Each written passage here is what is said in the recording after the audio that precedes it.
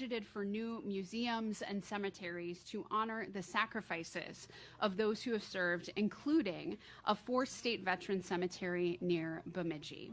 And while we've been working hard in Minnesota, of course, our incredible partners in President Biden and Vice President Harris have been working hard in Washington. And let's be clear, they have delivered big time, and we're going to talk about that more today. In 2023 alone, the U.S. Department of Veterans Affairs delivered $163 billion in earned benefits to over 6.3 million veterans and survivors. That is a record for care delivered. But instead of stopping there, the Biden-Harris administration is building on their success with a whole host of new initiatives, which include low or no-cost health care for all living World War II veterans, a new veteran scam and fraud evasion campaign, and a task force to protect veterans and their families from fraud, and signing the PACT Act to ensure that veterans exposed to toxic chemicals can receive the care that they deserve. These are real, tangible actions that are making good on President Biden's promise to honor the sacrifice that our service members make every single day. And we know that there's more work to do, and we need the time to be able to do that work. In the last year, the VIA has issued $105 million in grants for community-based organizations that deliver suicide prevention programs. And the new 988 Veterans Crisis Line has already fielded more than 1.1 million calls, texts, and chats to support life-saving care for our veterans. And finally, the president has called on Congress to triple the number of veterans receiving housing vouchers, which is something that is near and dear to my heart. Every single one of these actions matters. And Pete Buttigieg, the Honorable Pete Buttigieg, returning to civilian life after service, he knows can be very challenging. And I'm proud of the work that we've done here in Minnesota. I'm also so proud of the accomplishments that we've seen through the Biden-Harris administration. I could say more, but I want to hear from these amazing people who are part of our roundtable, and of course from Pete Buttigieg as well. Pete Buttigieg has been many things: the mayor of South Bend, presidential candidate, a Rhodes Scholar, and a dad. That's my favorite part.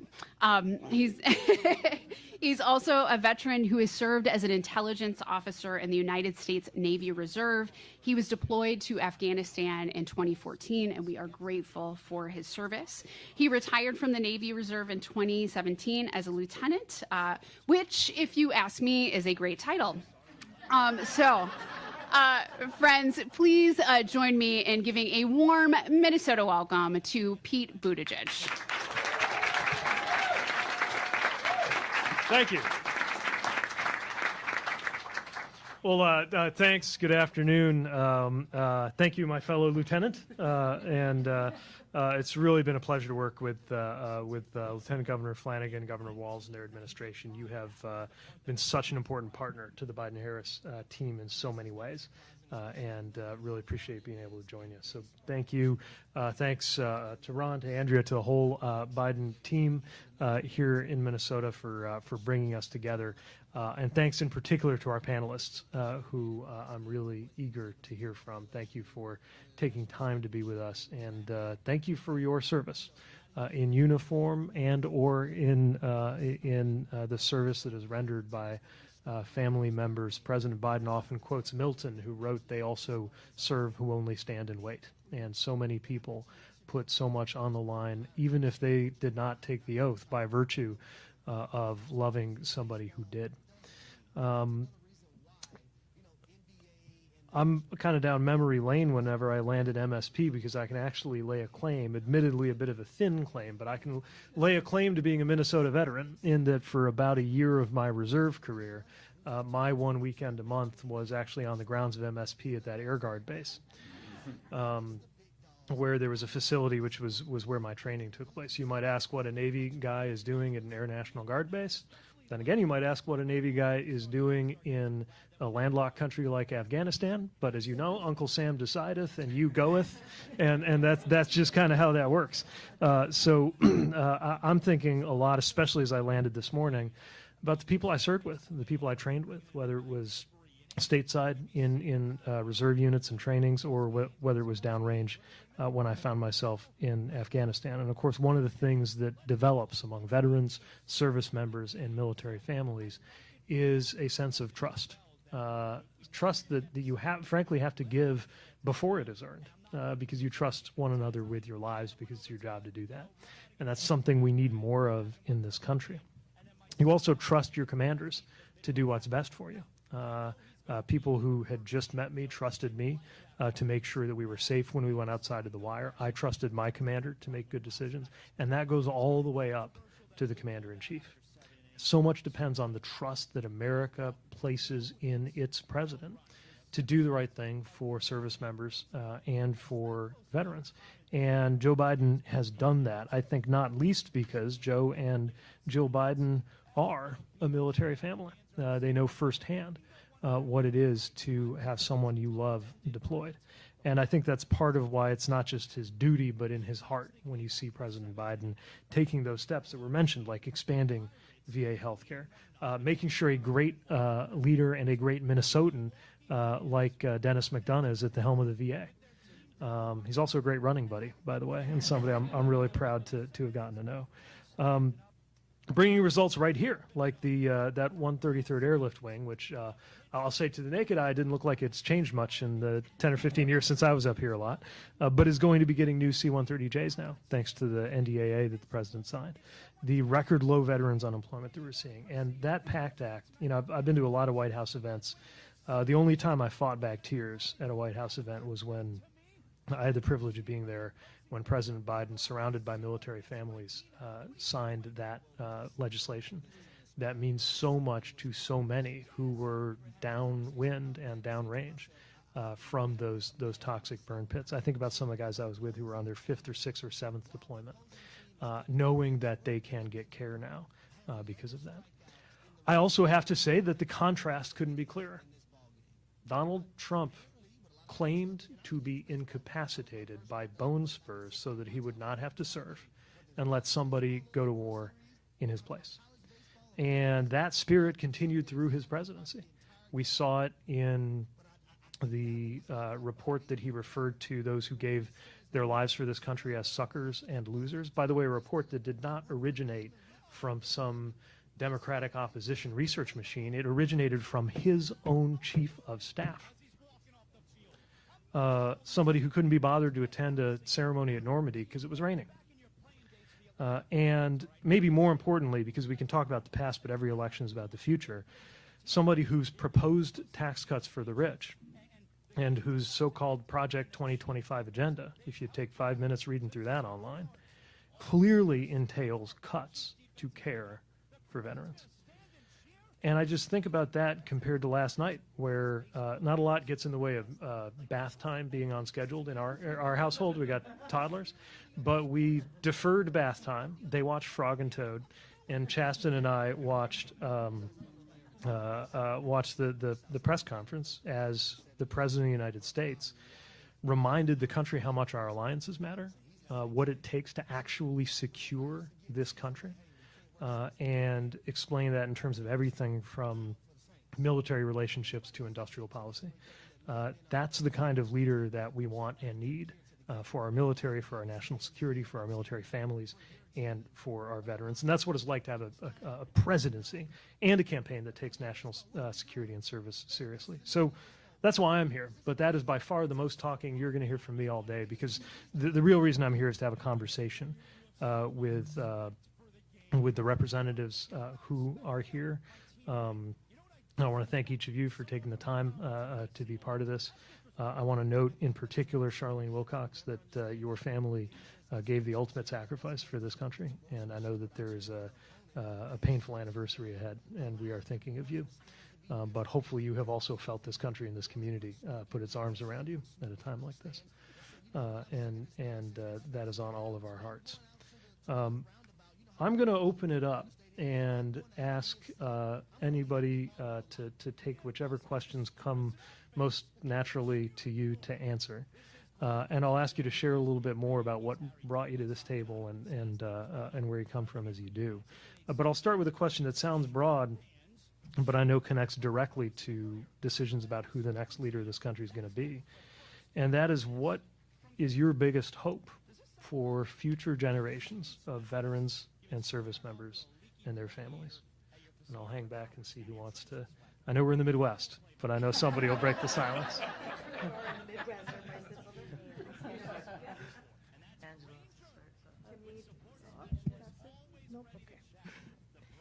Hi, everyone. My name is Andrea Legato. I'm a current service member serving in the Air National Guard. So I believe my hope for the future generations of veterans and service members is that they know that they work for a cause bigger than themselves, and that there's people all around them that they know that they did this and that they're there as a resource. We have a room full of people here, legislators, who have worked on behalf of service members and veterans and will keep working for these service members and veterans, and that they're not alone. So that is my future for the hope of service members and veterans. We'll take it.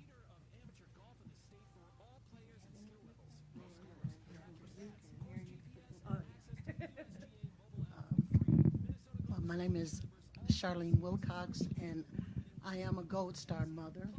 I'm just going to take this off because I can't. I'm a Gold Star mother, and my son, Carlos, and thank you for knowing that. July 16th, 2009, my son, along with 4 young men, were killed when their base in Basra, Iraq, was attacked by indirect fire.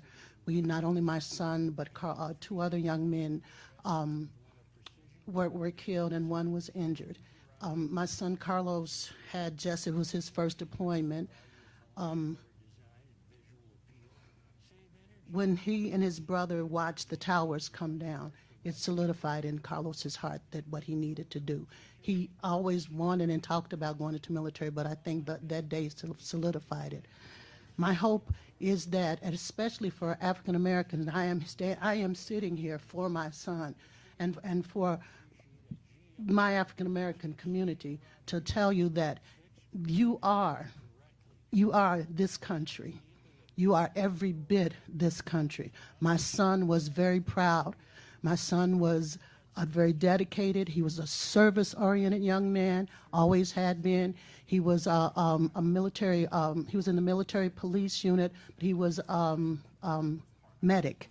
He had just gotten his degree from Metro State University, and I had just sent him his books to study for his medical school exam, and so he got to be called a doc before he died, even though he didn't get the degree, but he got the honor of being called a doc.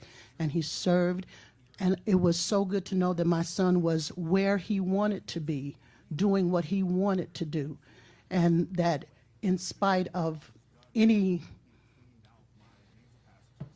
thing that may have happened to him because he was a black man in America, he knew who he was, and he loved his country, and he loved his family. So I see the future as bright, and like I said, I am here to speak to anyone who thinks that they are not a part of this country because of them being of a different race. You know, that this is your home, this is your country, and you should feel as honored to serve as my son did. We just had a young man from my church who I went to his graduation party the other day, and he's going to the Marines. So young people are still joining, and that's the thing. I lived through the drafts, so I know what it's like to be afraid that your cousin, your uncle, someone was going to be called in. But these kids are volunteering and going, so that's why my hope for the future for them is quite bright, because they are still volunteering and going, and they still know the importance of service. Thank you.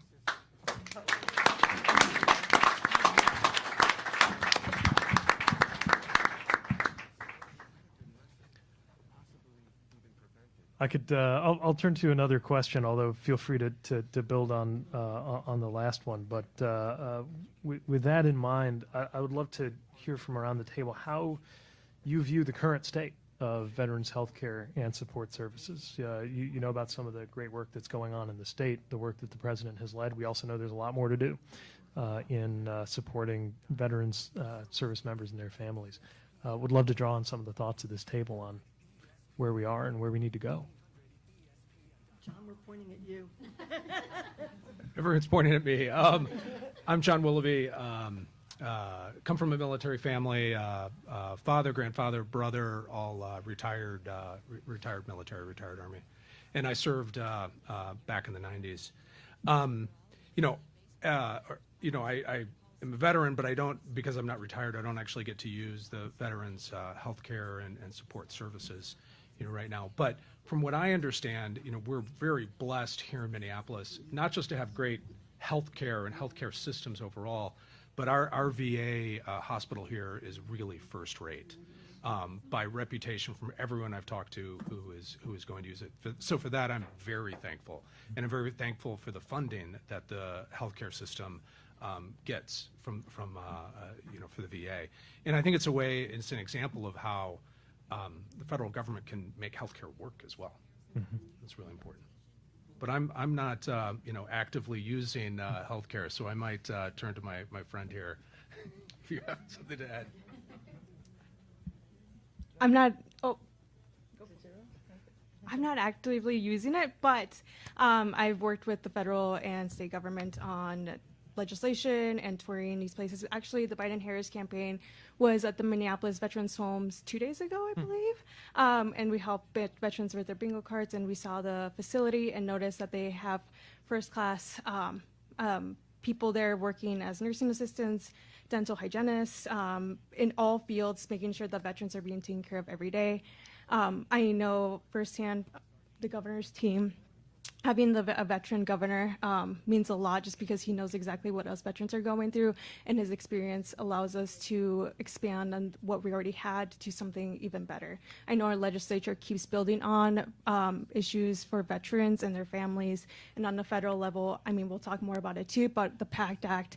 I know Pete Buttigieg, Secretary McDonough, we have a Minnesota representative representing us as a Secretary of the Military of Veterans Affairs, and because of him, I'm not sure if you guys know a little bit about the PACT Act. So it was supposed to come in phases. That was moved up 8 years, I believe, because of Secretary McDonough. So not everyone who qualifies under the PACT Act is eligible for these benefits, and that's because of the Biden administration and because of the power that our legislators are doing in order to support us service members and military families. So that's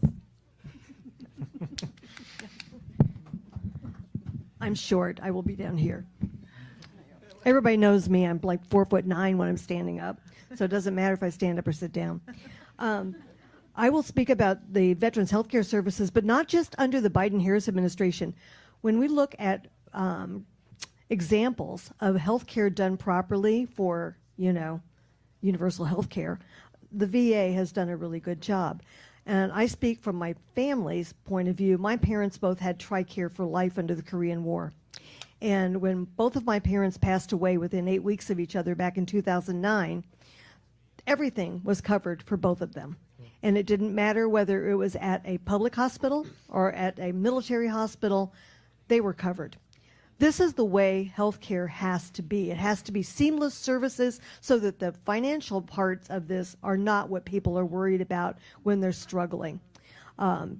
We have to look at the healthcare we have here in Minnesota. My goodness, we have one of the best women's clinics at the VA that you could have.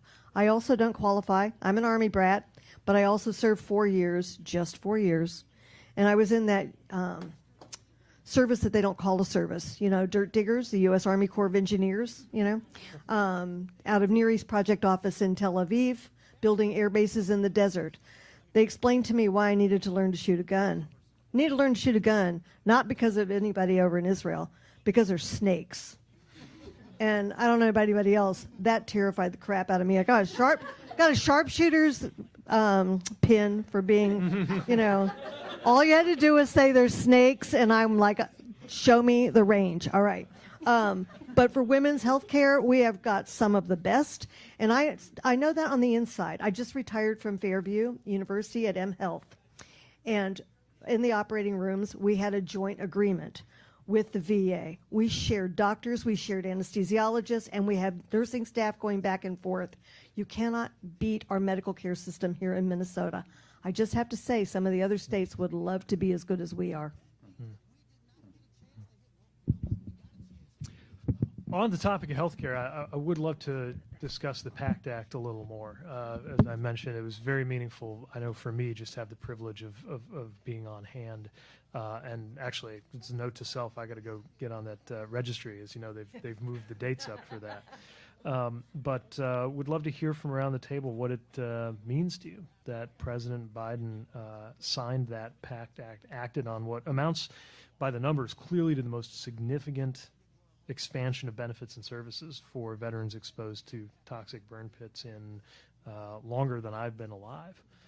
It was a real signal moment, I think, in how we take care. I'll share one more reflection of mine, and then I'll open the floor, which is, to me, it was redeeming for this country, having thought about what happened on the west front of the Capitol in January of 2021. To see just a few months later something very different happen on the east front of the Capitol, where veterans took to the Capitol steps and demanded things change. And again, under President Biden's leadership, they did. So to me, not just the benefits, but what it said about us meant a lot. What did it mean to you?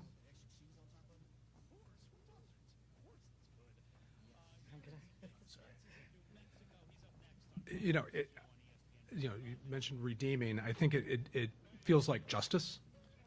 I know a number of friends who have suffered consequences from being exposed to the burn pits. A friend of mine died from brain cancer that was very likely related to the burn pits. And so it feels like justice. I hope we remember this as we go forward. My own dad had health consequences from exposure to Agent Orange that, there were some compensation for that too, but it's something I hope we learn from, that combat wounds aren't just from bullets. There's other there's other consequences, and so I hope that we learn from this and we continue to take care of our veterans from that.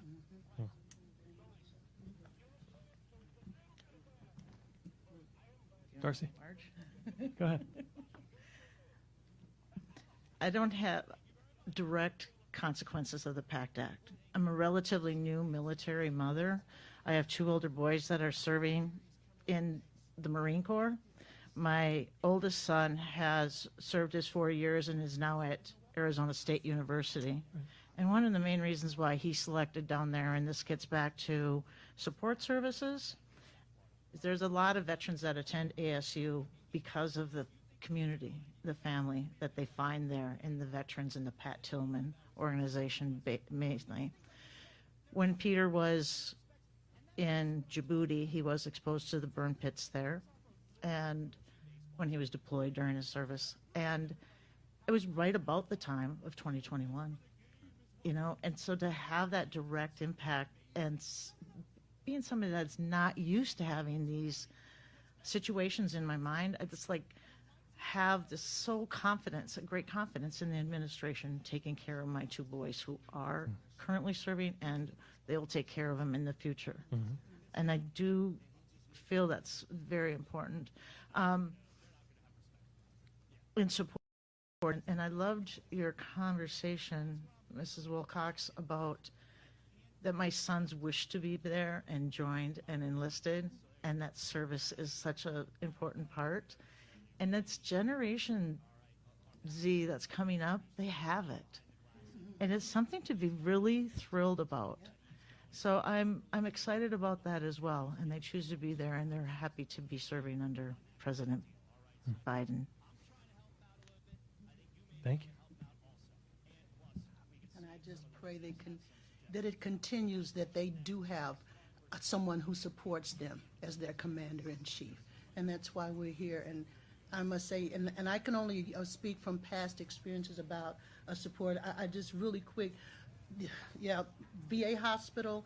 I'm originally from Louisville, Kentucky, but we moved here in 1980, and we moved back to Kentucky a few years later. My husband was a veteran. He was Air Force. He was Air Force, and he was in the Air Force near the end of the Vietnam era.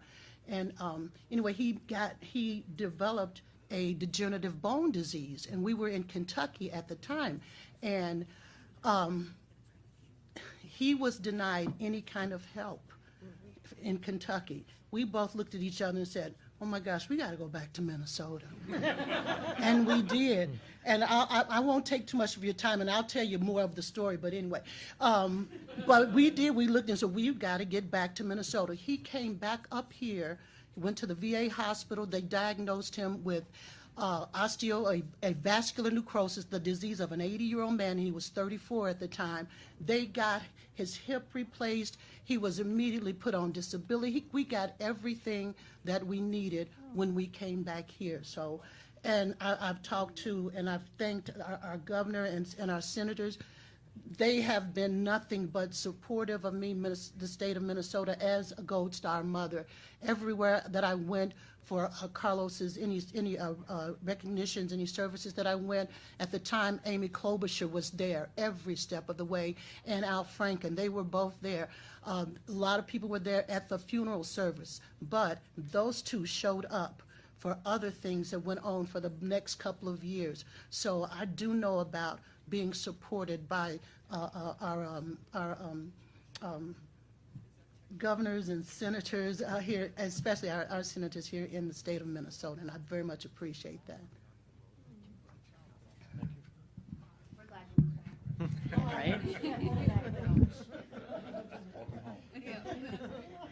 Hi, I'm Marge Hoffa, and I am part of the Veterans and Military Families part when I was voluntold about 12 years ago that I had to join our local.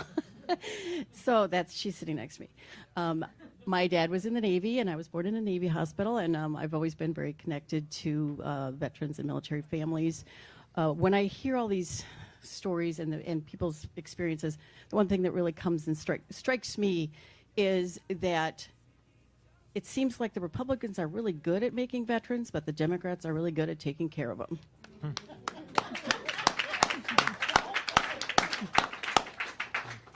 Thank you, President Biden. Well put.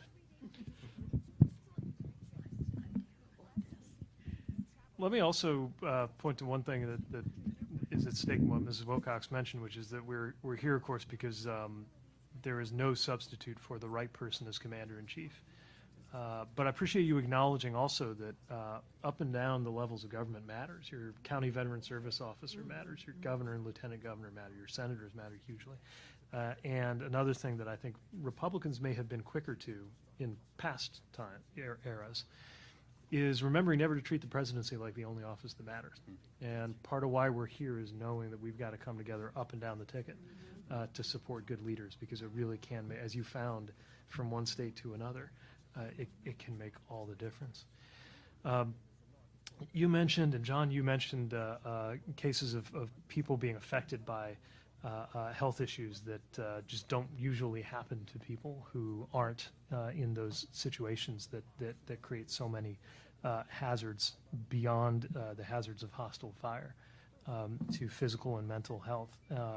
President Biden, as you know, lost his son to brain cancer and believes that that was caused by exposure to chemicals while Beau was in Iraq, and has good reason to believe that's true. I wonder, from the group, any thoughts on the difference it makes when the leader of the military, the leader of the country, has a personal sense of what kinds of sacrifice are associated with service, with conflict, including sacrifices that sometimes people experience for the rest of their lives.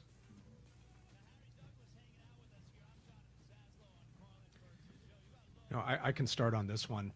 When someone signs up to serve in the military, and when a family signs up to have their child serve in the military, there's you're giving up some of your freedom. You're making a great sacrifice, and potentially putting yourself in harm's way. And so that's a great act of trust in the government and in the leaders that they're going to make a good decision. And it runs both ways. The street runs both ways on this, that the leaders need to act with care, that they are, doing the appropriate thing, taking care of the team members, and executing, the mission as it needs to be. But to have someone that cares and is going to be competent and responsible and respect the service members and respect their sacrifice, it's hugely important, I think, for both families and for the service members and for the country, because we're all in this, and we all need to be in it together and trust each other. And so, I'm very thankful to have President Biden, someone who understands the sacrifice, to be there leading the effort.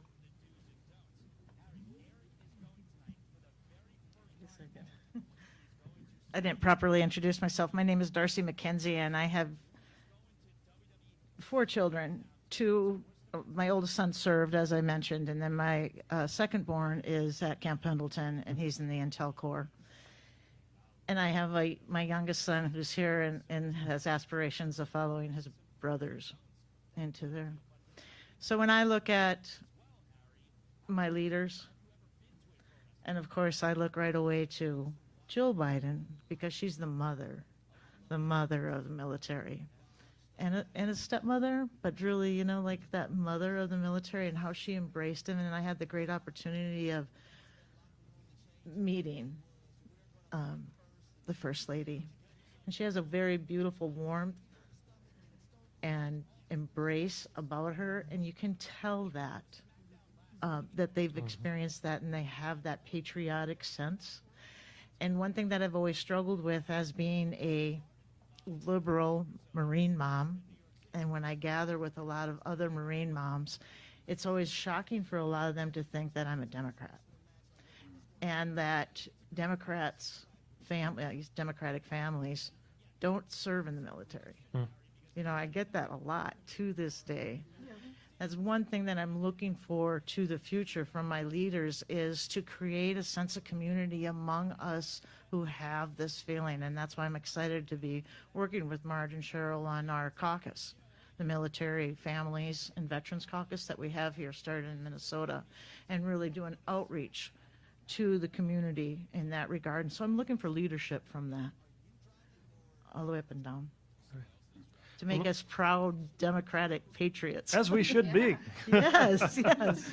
And I want to applaud you for building that caucus, because one of the things that certainly I found in my time in service is sometimes folks would think they're the only Democrat in the room, either in the ranks or in the community or in families, only to find out there are a whole bunch of people who feel the same way, and more who became open to it, especially after the events of recent years. I mean, I'll tell you just the difference between when I first got involved in public life and when I was first commissioned in the military compared to now, partly because of what we've seen in recent years, partly because of, frankly, what a figure like Donald Trump said about how the Republican Party had shifted from some of its previous commitments on things like democracy, things like freedom, and things like support for the military that I think are especially important right now.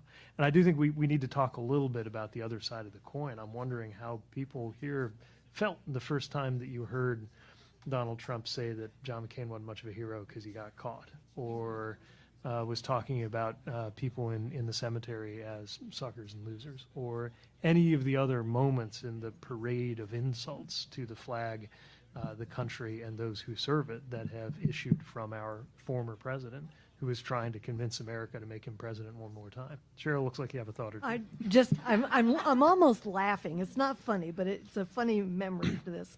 There's a couple people in this room right now that have been the members of the DFL Veterans Caucus for many years. Okay, Tom, I'm looking at you. Don, I'm looking at you. Looking at some of you guys back here. Clarence back there. John Wexler's back there.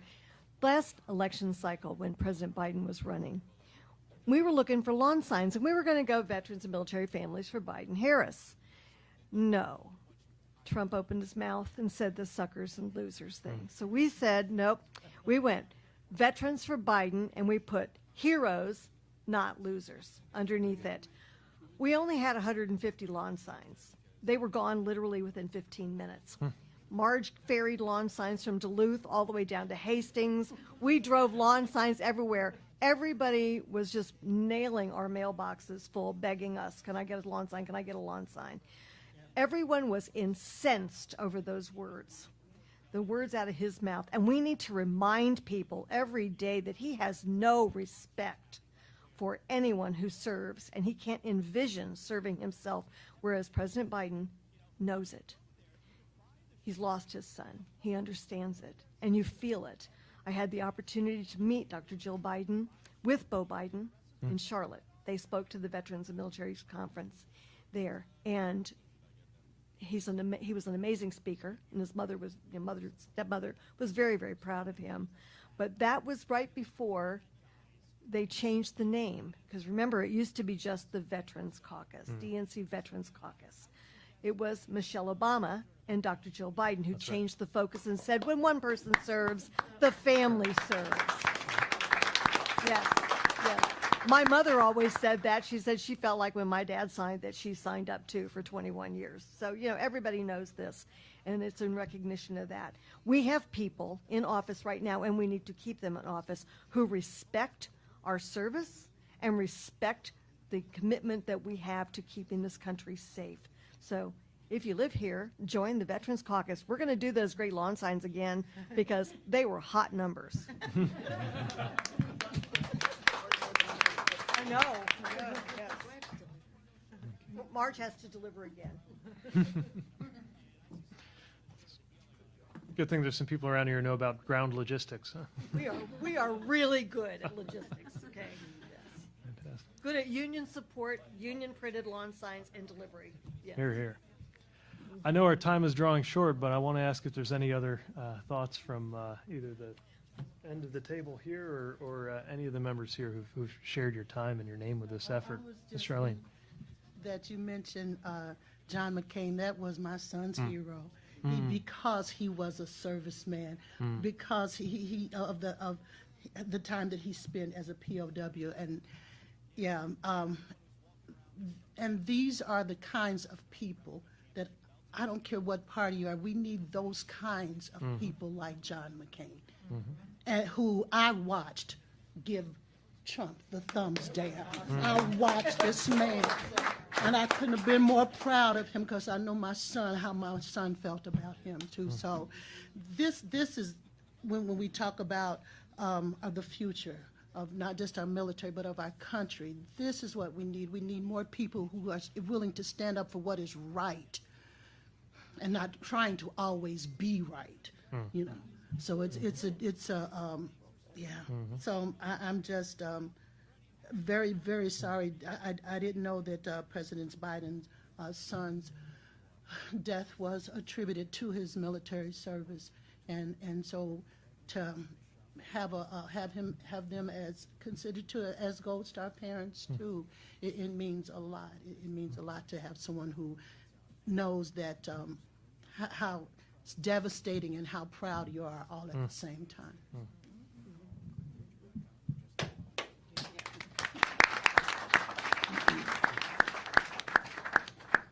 I wanted to just mention in here the one prepared remarks that I had about the future generations. Yeah, good. And what I'm looking for from the administration and all my elected officials is that to serve sounds so vast. To serve your country sounds vast. When you become part of the military and a military family, you're serving your community too. You're serving your hometown. You're serving your home school. It's an honor to be a military family member. And I want to promote that as a Democrat, and bring in more the opportunities that my family has because of the military is amazing. My children are on the right path and a very successful path, and I'm so grateful to the United States of America that they have this opportunity and that they are on the right path forward. And so I really want to just express, like, the future generations, there is a lot of great things that can happen if you serve. And I wanted to convey that it's just a great opportunity. Would you agree? Look at this young woman. She's like amazing. So a little bit about me. I originally was born in Mexico, so I came here when I was 6 years old. And I came to a community that didn't really realize how approach me. I was a native Mexican woman who barely spoke English, and there was very limited resources for me. So growing up, I didn't know what was available for me or where I was going to go. And I like don't want to get emotional, but one of my friends was introduced me to the military service, so I enlisted because I just followed the footsteps of my friends. From there, and opened up a whole new world for me, and opportunities that I'm so forever grateful for, and the connections that I've made and continue to make to this day. Again, why you're serving a purpose bigger than yourselves, and they were the first people that really, really welcomed me here in America, and for that reason, I became a citizen too. So I'm forever thankful for the military and people who understand what it's like to be in the service or be a family member.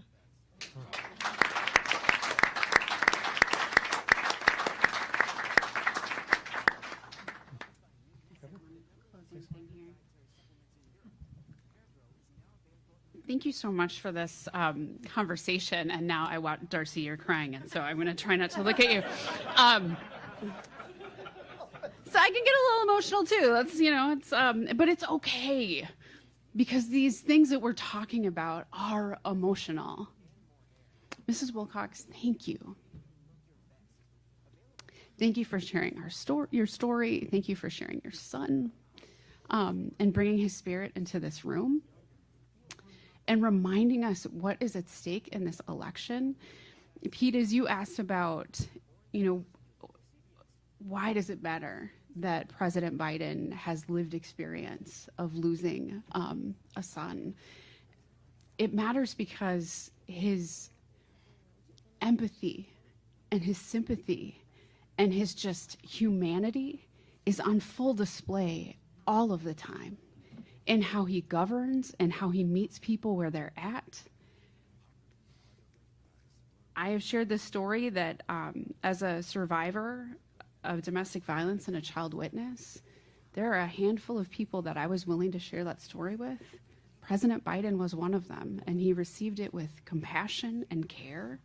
And that is the kind of man that we are talking about here today. Someone who can look you in the eye and you connect with, you know that he understands, versus a man who is only in this for himself and has proven it over and over and over again, and wouldn't know the definition of service if it hit him over the head. So we have 116 days. And here in Minnesota, we know about lawn signs. We know about logistics, but we also know that lawn signs don't vote. We know that we have to go door to door, and we have to get every vote, and we have to share these deeply personal stories that you all were willing to share to make those connections. Because we know in Minnesota how to turn folks out and how to do field and what is at stake. And I want a big, bright future for Andrea, for your children, for you specifically. Expectations are very high now that you've been at this. And that our veterans know that we are going to welcome them home, and provide services that honor their sacrifice. The way that we do that is by reelecting Joe Biden and Kamala Harris. And Pete, I'm so grateful for you. And we are going to count you as a Minnesotan, because you're here for a year. We've claimed you. And just thank you for all of the work that you do in all of the jobs that you have in service. We appreciate you so much. Thank you.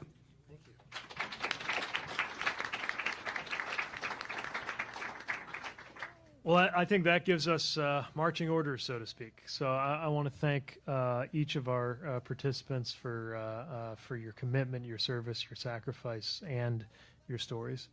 I want to thank the VFW. Thanks, James McLeodon, and Jeff Rusted. I don't know if Jeff is in the room. All right. Well, then we'll just thank you, James. But thank you for hosting us, and thanks for what you do to look after. This is not my post. All right. I'm going to post in Minneapolis. All right. Glad you could be here. Glad that everybody could be here. And I'm moved to see a very intergenerational audience here, and a group that reflects the very different people who can be brought together by a good cause.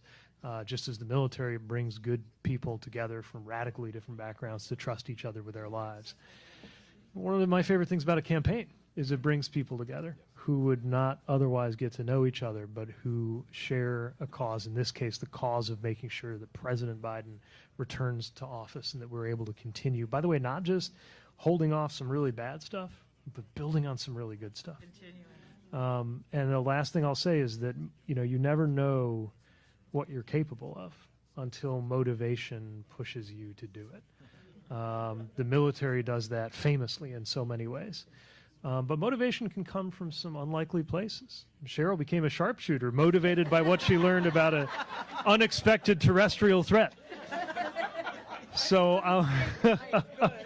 I want everyone here to tap whatever motivates you, whatever propels you, and share that with everybody you know, because 116 days is not a lot of time.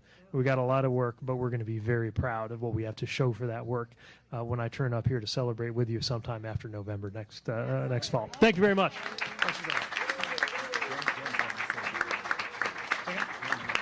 Go, great. James?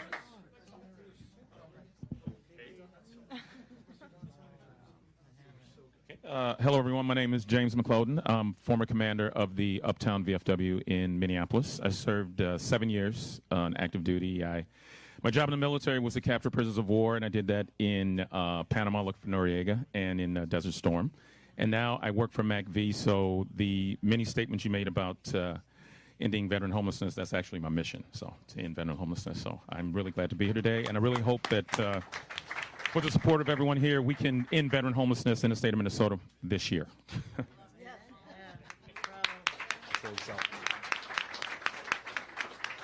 All right, I'm gonna close this out. Want to say thank you all for joining us today. Thank you to our panelists. Thank you for sharing your stories with all of us. You heard our marching orders, right? We heard it from Lieutenant Governor Peggy Flanagan. We're going to hear from Pete Buttigieg. We got 115 left. That's it. That's not a whole lot of time. Right, so every single little thing that you do counts in this election. Every door that you knock, every call that you make, every pot of coffee and hot dish you bring over to my staff who's hungry and tired will count. It's all at the margins, right? We win this election by telling your stories, which is why we want to elevate people's stories today. I got a great team. We're going to come up with a great operation. We got a whole bunch of facts. But really what moves people, as we've seen today, is the stories that we tell, right? This election, yes, it's about Joe Biden and Donald Trump, but it's really more about two competing visions. That's what we're talking about. We're not talking about two men, we're talking about two visions. And we're talking about the vision that we want for this country. And we're not going to let people have a say in this vision without us having a say. So again, thank you all so much for joining us. Thank you all for your service. Thank you all for your sacrifice. 1:15 to go. We'll see you then.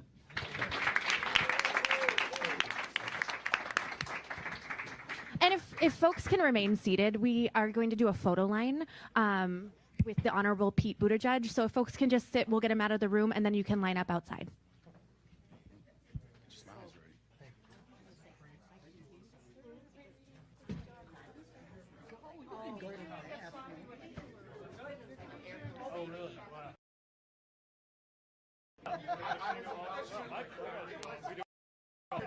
That's who I work for. I serve them. Thanks for keeping our people moving. And also getting them home. And you're in transportation. Yes.